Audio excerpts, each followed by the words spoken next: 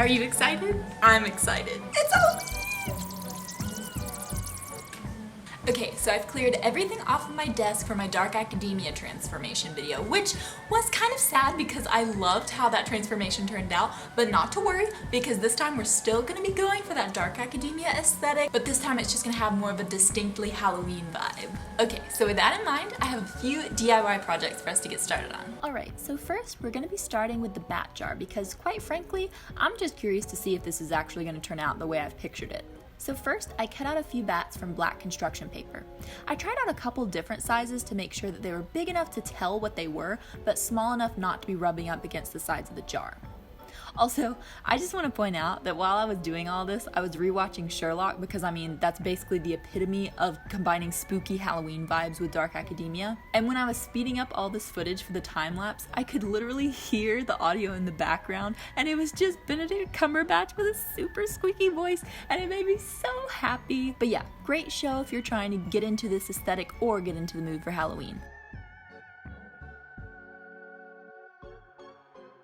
Okay, so now we move on to the real problem, which is how to attach the bats to the top of the jar. I always knew that I wanted to use fishing line to hang the bats, but I guess when I was picturing this project in my head, I must have just been thinking I was going to hot glue the end of the line to the top of the jar, which, when I really sat down to consider that and think about the fact that this jar was actually a piece of decor that I borrowed from my mother, and the fact that, you know, super glue is a rather permanent solution, I didn't think she would be too happy about that. So, I had to come up with a better idea. Luckily, I had spent 4 years studying to become an engineer.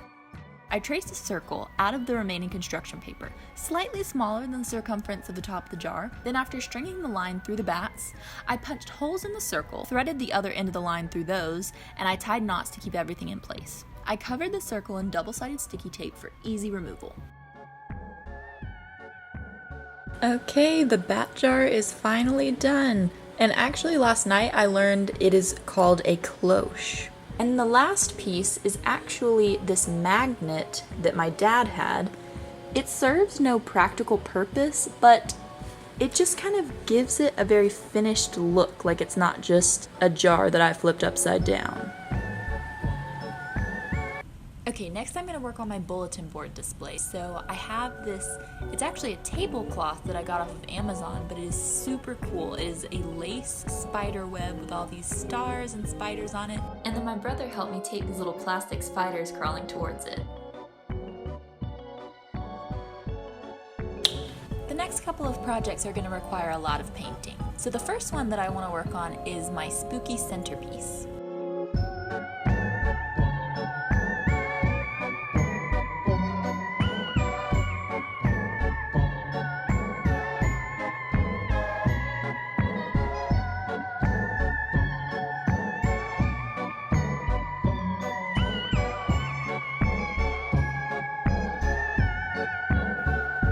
Okay, hopefully that will be enough branches.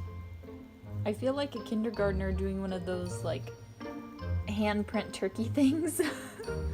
Okay, so while my branches are drying, I thought I would go ahead and give you guys a little mini haul. Normally I am a very frugal Franny, but it's Halloween, I couldn't resist. So the first thing I got is actually something that you already saw. It is the lace spiderweb thing that I used on my bulletin board. Originally I was actually gonna try making it myself out of like yarn or something, but I'm really glad I did not do that because the spiderweb I got turned out so cool. And then to go with that, I also got just like this generic spiderweb, and I splurged a couple extra dollars to get the one with the plastic spiders in it, which I also used on my bulletin board, as you saw. Okay, and then I got this little baby crow. Isn't she cute? So I'll probably just have her like perched up on my desk somewhere. Okay, this next thing isn't like technically Halloween. It's more like just generic fall, but it was so pretty I wanted to show it to you. Okay, it is this gorgeous blanket that I got from Target. Look at it, it's so fluffy.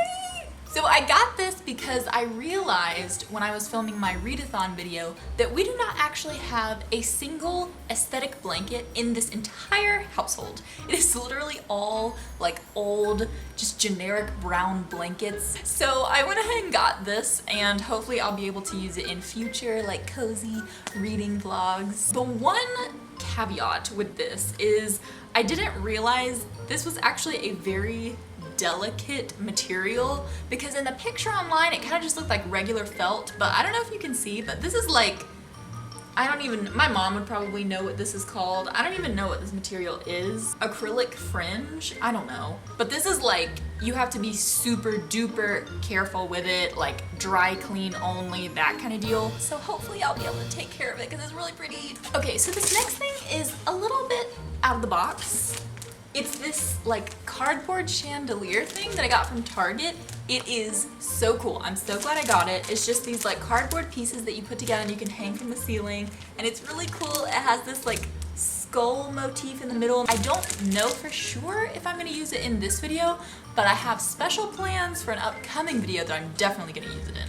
So stay tuned for that. Okay, all I can say for this next thing is prepare yourself, because I know it's very controversial.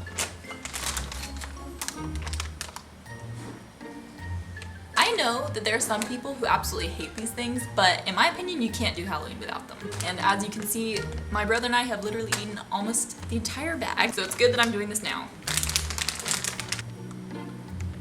Now we go from eating pumpkins to painting pumpkins.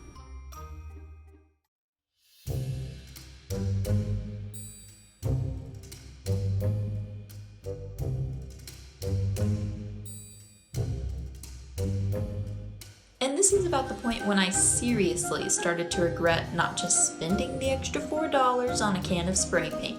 But no. I thought, I've already got a tube of acrylic paint, why not just use that? Ugh.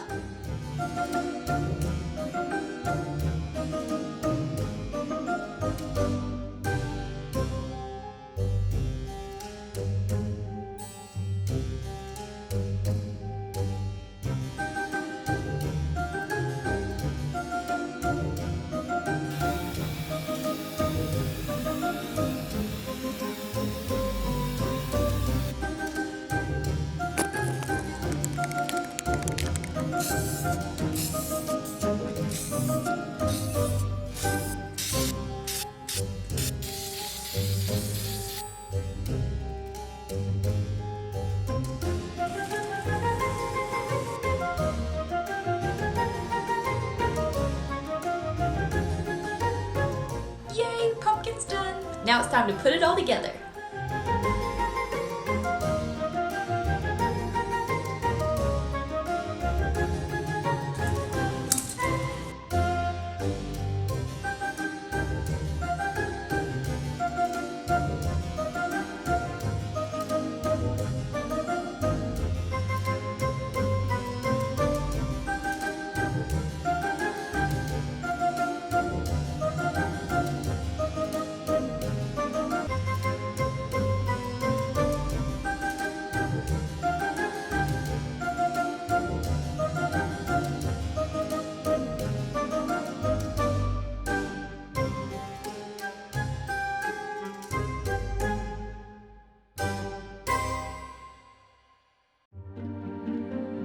Almost time for the reveal!